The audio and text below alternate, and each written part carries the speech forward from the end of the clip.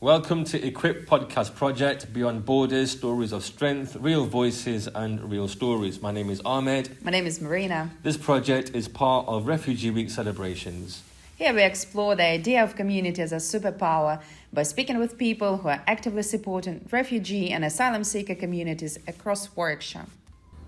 It's my pleasure to introduce Stas, who chairs the Polish Centre in Leamington Spa and is also a director of the Belveder charity, which has been instrumental sending aid to Ukraine from the local area, specifically nearly 50 ambulances. This work could not have been done without the commitment and leadership of David Kozolski.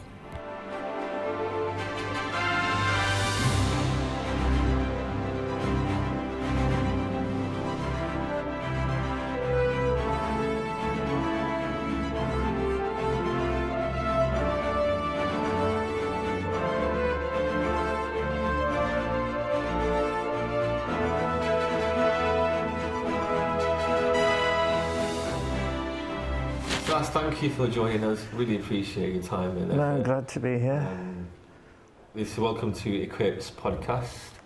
Thank you. Real Stories, Real Voices. We'll ask you a series of questions. Of course. Between me and Marina. And just be as open and honest as you can. Mm-hmm. So for the audience, Stas, tell us a bit about yourself and your background. Well, my name's Stas Librowski. I've been chairing the Polish Centre for over 20 years in Leamington Spa. I'm also involved with the Belveder charity, which is an offshoot, especially designed to help us with our Ukraine appeal. But my background is in education. Okay. What inspired you to start support Ukrainian refugees? Well, the basic problem is that if Ukraine falls, then Poland is next, and none of us want to see our cousins suffering. Everyone's got family back in Poland. That's on a personal level, but also clearly, there's 120 wars going on in the world right now. So anything that can be done to alleviate, the suffering of civilians, of anyone who gets injured, has to be done. We are in the business of humanitarian help, so we don't want to get too political about it, but saving people's lives who have been injured is clearly something that should be done. Can you describe a moment or experience that really stayed with you while volunteering?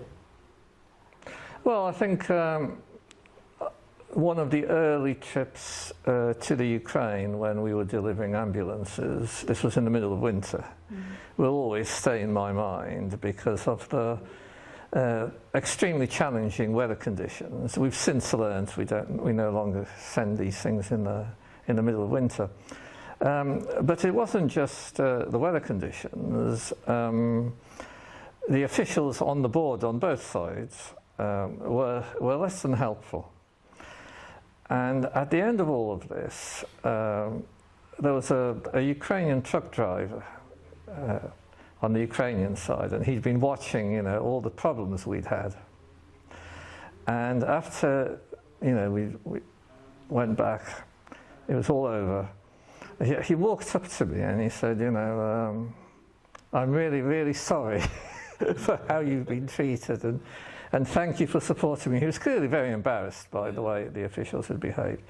And that sort of says it all, really, that there are people who are grateful, that there are people who understand. And of course, once we crossed the border, the reception from the Ukrainian side was very, very positive and very helpful. But clearly, there were... I think you have to say, we went there, myself and David Kozolski, about a couple of months before the war started. So everyone was talking about it, but there was still hope that nothing would happen. and we met a lot of the people that we now work with. So I think it's also more personal, you know, if you actually know who you're helping. You knew what they were like before the war and how they lived, and you know, now it's all upheaval. So yes, I think that's been a great advantage to us, because you know, a lot of this is about trust. Yeah. A lot of it is about people not letting you down. And in the end, if you don't have a personal relationship with them, you're likely to fail. We had the advantage that we had those personal relationships to move on. So how many ambulances did you? It's now close to 50 Wow. that have gone over. These are fully refurbished ambulances that have been sent over, and you know, we've lost one or two due to the fighting that's going on.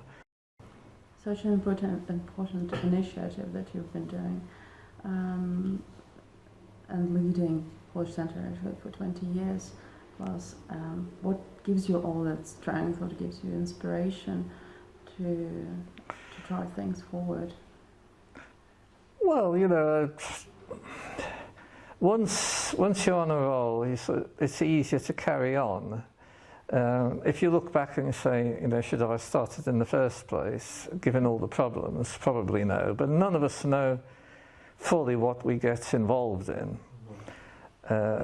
Because there's constant problems. I mean, you know, we're not unique. Every charity struggles. The problems that I've always encountered are, first of all, financial. Yeah. We're all struggling for money. But the even bigger problem is personnel. Finding people who are willing to help. And it's not so bad if it's a one-off event. You know, you ask someone, can you help me once? Most people will say yes. You ask someone, you know, I want you to help give up a couple of hours every week forever. Yeah. It's almost impossible. So that's been the big challenge. We've had people who have gone on, what, 4 or 5 trips driving across Europe. So that's a big commitment of time and effort. Yeah, of course. And was that to give aid to Ukraine? Or? Yes, well, we have tried to maximise on the opportunities by filling the ambulances with aid. I mean, obviously things that you would expect to go, like, you know, toiletries, sanitary products, all that sort of thing. But also, we had a scheme to send Easter eggs, chocolate Easter eggs, to children in Ukraine. Because a lot of this, you know, when there's a war going on or a conflict, it's also about hearts and minds. It's not just about, you know, the military. But when, you know, a child who is suffering sort of gets an Easter egg, it's not going to change their lives in any sort of financial sense, obviously not. But the fact that they've got this gift, which is clearly, you know, from somewhere in the West,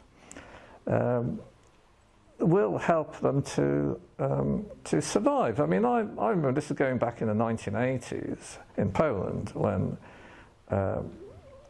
members of the unions were locked up. And one of them, a friend of mine, he was telling me how he'd spent 6 months or whatever locked up. Not tortured, but there was sort of psychological pressure. You know, you'll never see your family again. Did you know that there's people that have been locked up for 30 years, all this kind of thing. And he said it did get to him after a while. But then one day, the guard came in with a parcel that had been opened and the contents of which had been robbed, obviously, you know. And he said, oh, good news for you, it's Christmas, you know, there's a present for you. And all there was inside this parcel was half a packet of cigarettes and, I don't know, a few sweets or something, because everything had basically been stolen by the guards.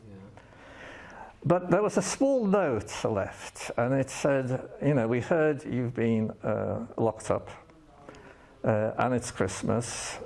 We are a small organisation in the American Midwest, and we just wanted to say that we admire your stance and we support you. And he said when he got that little note and this little parcel that had been ripped apart, they took him in for another interrogation session, and he said he just laughed at them. He was on such a high knowing that people cared about him that he wasn't on his own.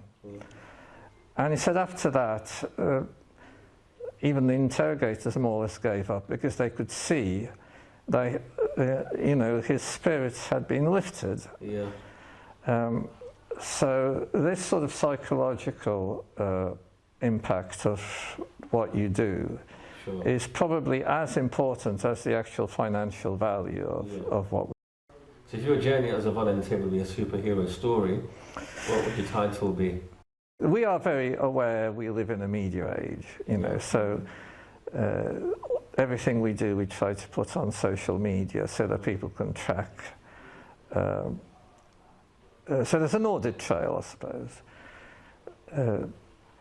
Because you know, someone gives something up and they want to be confident that that isn't, you know, wasted. So if you've got the ability to track something with modern media, like, you know, I bought an Easter egg in a supermarket somewhere in Leamington, and I handed it over and I could see it. That is the egg that some child has received. You know, that is a confidence building measure, which you think, oh well, does it really matter? But it does, because people then say, especially now, you know, these things can go viral in a positive and in a negative way, and we have to do that. You know, it's how it is. There is some specific memory or moment that you feel proud of during your years of work? Well, I think this has nothing to do with Ukraine and helping victims of war. But one of the things we did were historical conferences on Polish history. And these were, you know, they started off in a very small, on a very small scale. You know, they had people like me lecturing and organising. And within a couple of years, we got to the stage we had proper professors, people who had been lecturing, you know, in Sandhurst, people who had been lecturing in West Point, you know, the main military academies. And we managed to get, you know, the pump rooms filled with not just these professors and renowned experts, but there was a lot of interest in it. I remember one lady that wasn't particularly positively, how can I put it, her attitude towards us wasn't particularly positive because she felt that, you know, she was a proper professor. You know, by proper I mean tenured of a renowned university. And she had doubts whether, you know, what we were doing was worth supporting. And then after a while, she'd been to one or two of our conferences and came to me and said, you know, what you're doing is good. And she gave me a contact. She said, you know, you're interested in your family's history. Well, I have a contact that can really help. And after, you know, 50 years of trying to get various bits of information, there it was. Right.